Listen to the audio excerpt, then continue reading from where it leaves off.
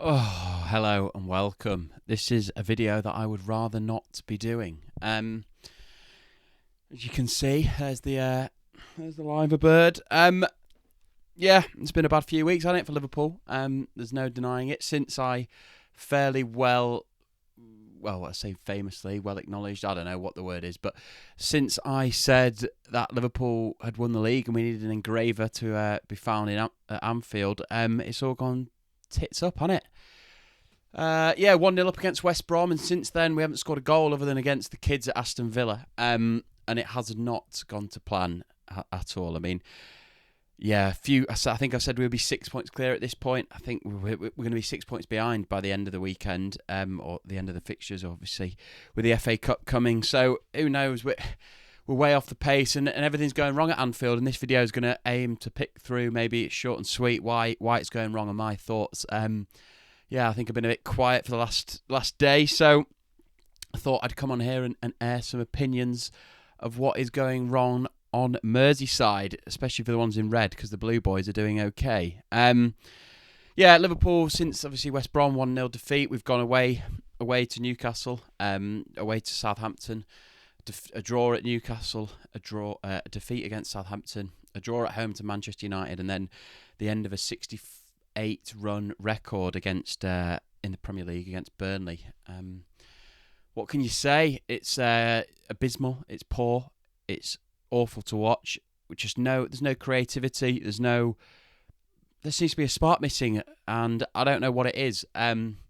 It's very difficult to pinpoint. Obviously, you look at the front three, and they're not scoring. When the front three aren't scoring, probably what is generally considered as one of the best front threes in the world, when a front three doesn't score, we don't really have many midfielders who contribute too many goals. That's something that I'd say Manchester City have done much better than Liverpool over the last few years. You look at the likes of Kevin De Bruyne, Mahrez. I know he plays on the wing and stuff a bit, but there's a lot more attacking and goals coming from the middle of the park. Liverpool have struggled with that. Obviously, Gini Wijnaldum's picked up a few, famously that brace against Barcelona in the Champions League semi-final. But there's normally a lack of goals, and we rely on the front three, especially the two wide men, Salah and Mane, to pick up the goals, and it's been widely disappointing. For me, I think it stems from the back. It's quite weird that a lot of people seem to deflect the fact that Liverpool's back two are missing and say, well, it's the front three that are misfiring. But you got to sort of find the root of the issue, the root cause, and often it isn't as obvious as you think.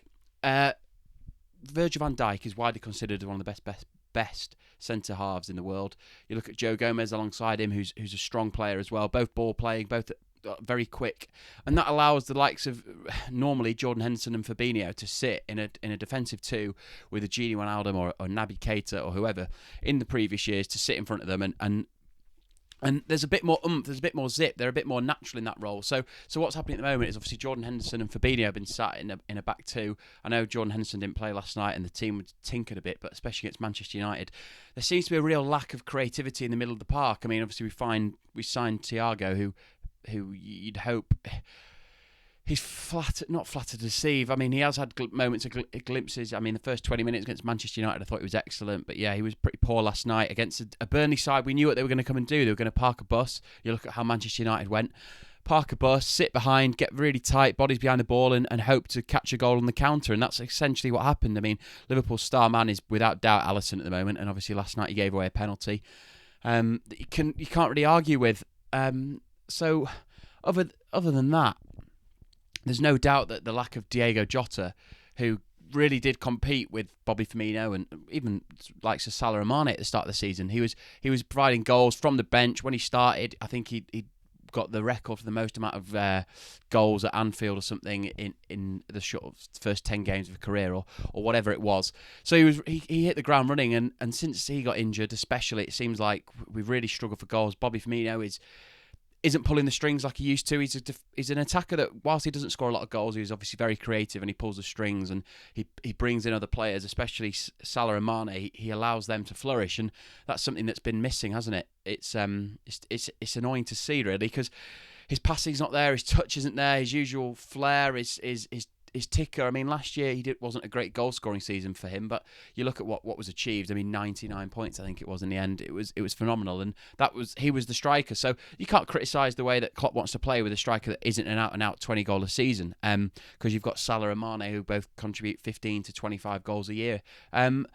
And since he's been he obviously scored that goal against Spurs, that great last minute header that was fantastic. And since then there's a real lack of goals. Salah's dried up. He's having a dry patch after he's still I think the leading goal scorer in the Premier League, but he's definitely dried up. Sadio Mane doesn't look his usual devastating self. He's not beating as many defenders. He's not running past them. He's not going at the right back with as much vigour.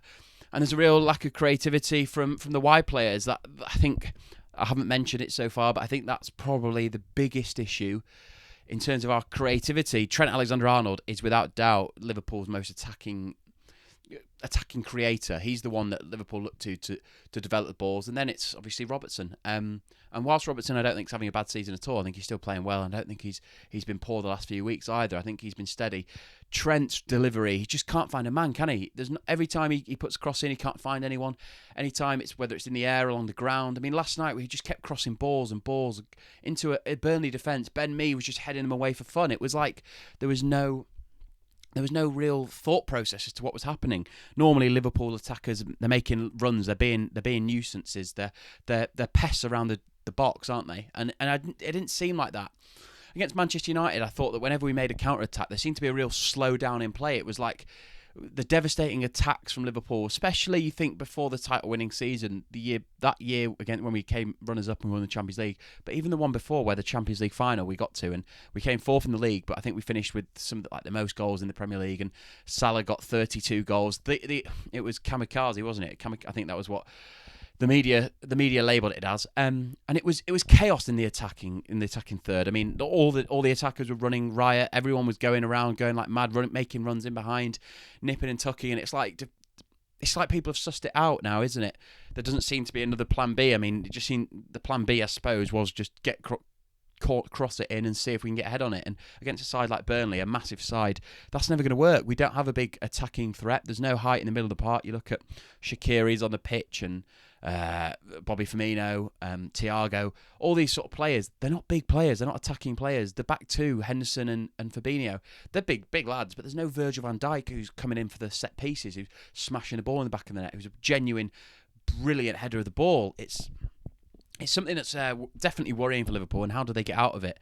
I mean, obviously Klopp's a far more intelligent football man than me, but they need to get out of this slump. We need to get out of this slump. I mean, it's gone from winning the league to now, realistically, we top four has to be the ambition now. I mean, obviously, if we can consolidate, we get some form back and have a sort of late burst and come at it from behind,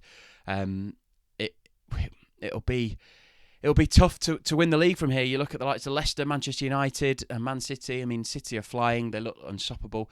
How are they going to drop 8 points, 10 points, or whatever it might be? Liverpool needs to go on one of those runs. I mean, I think we'd done a 15 or a 16 run win spell back to back, either side of a draw against Manchester United last year away. And you've got to think that was across the 2 seasons, the one where we didn't win the league, and then obviously last season where it was won. And you've got to think that's such a phenomenal amount of wins.